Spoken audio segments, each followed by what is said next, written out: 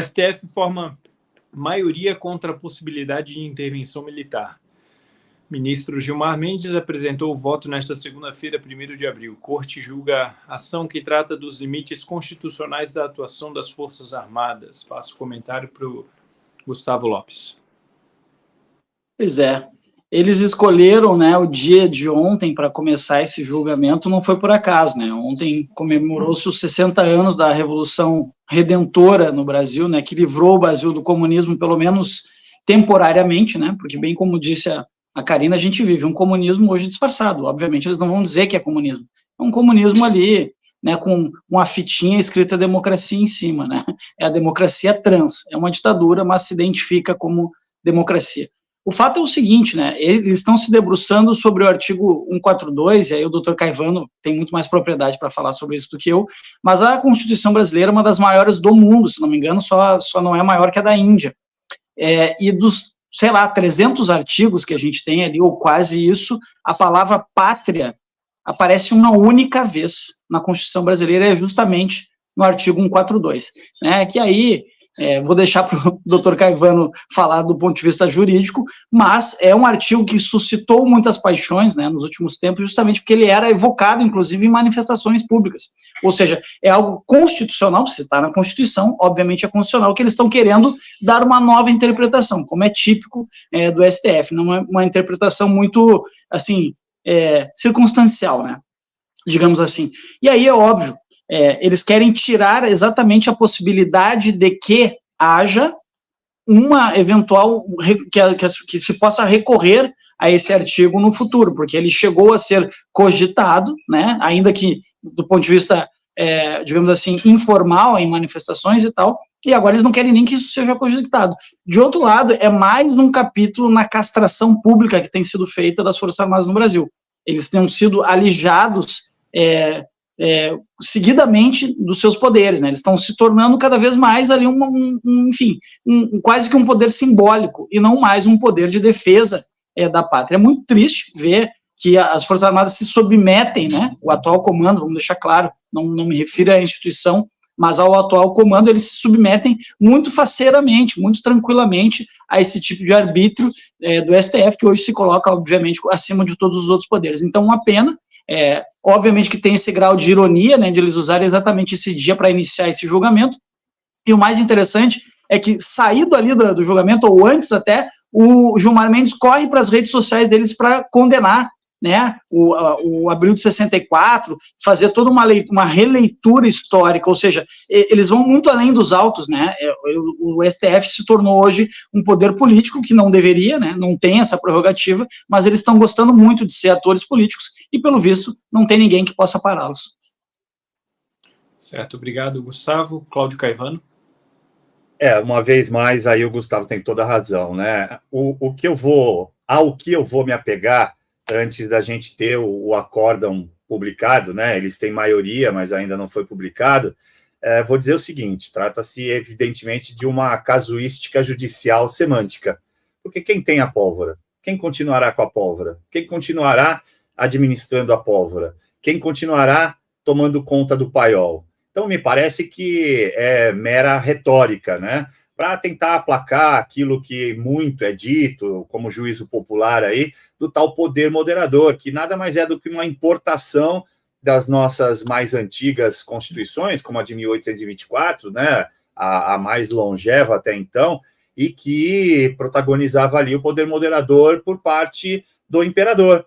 Então, se houvesse uma desproporção, uma desarmonia entre os poderes, os três poderes constitucionais, né, legislativo, executivo e judiciário, então aí entraria o poder moderador do imperador naquela época. E isso parece ter sido importado no imaginário popular, haja vista o golpe de 1889, né, e acredito que seja, pelo menos, maioria esse tipo de pensamento, né, a sociedade se voltando contra o imperador em virtude de ter parte da história, obviamente, abolido a escravidão e tirado o dinheiro das grandes elites. Isso parece ter tomado uma conotação popular. Ora, o exército, então, as forças armadas, tornar-se-iam, diante das novas constituições, esse poder moderador. E o fato é que esse STF, essa composição do STF, já desde 2014, com o próprio ministro Dias Toffoli, vem tratando a si mesmos, né, como poder moderador.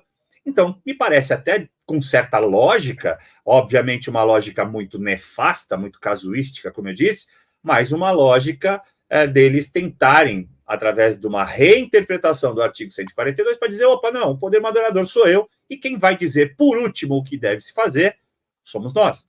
Então, trata-se aí de uma tentativa de troca de poder. Mas eu vou encerrar, para não ser muito prolixo, né? A gente sempre tem que lembrar do Frederic Bastiat, que dizia o que se vê e o que não se vê. O que a gente está vendo é esse solapamento das Forças Armadas, como lembrou o Gustavo.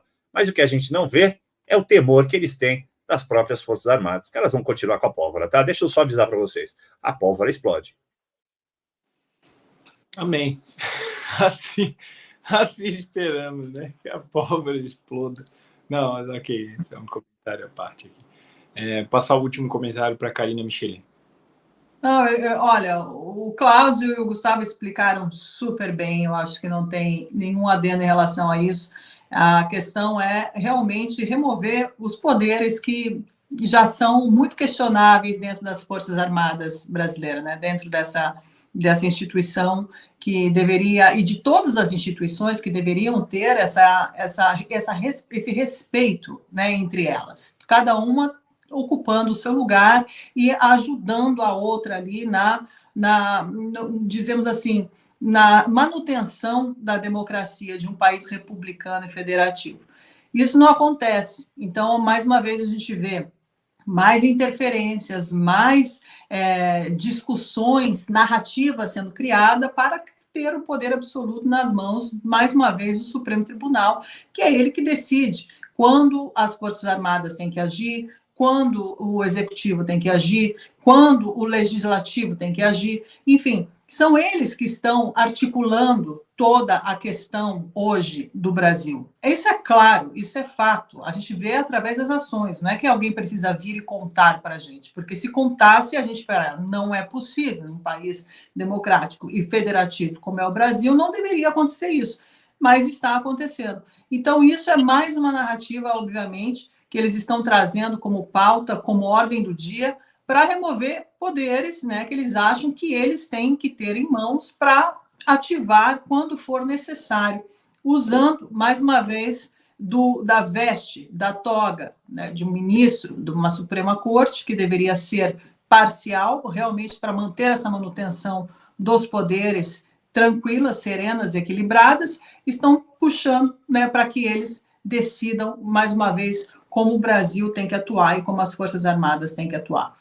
A gente já viu que as Forças Armadas, muitas dos personagens que ali dentro estão compactuando com isso, eles estão de acordo com isso.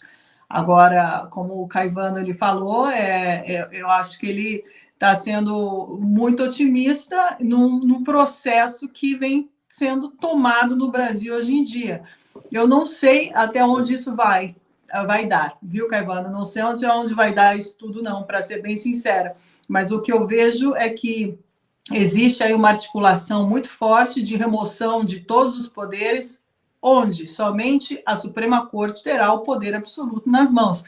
Aí eu volto. Não sei se são as Forças Armadas, mas eu não sei até que ponto o regime Lula também vai permitir que isso aconteça. Porque ele também pode virar, é o efeito bumerangue, hein? Bumerangue.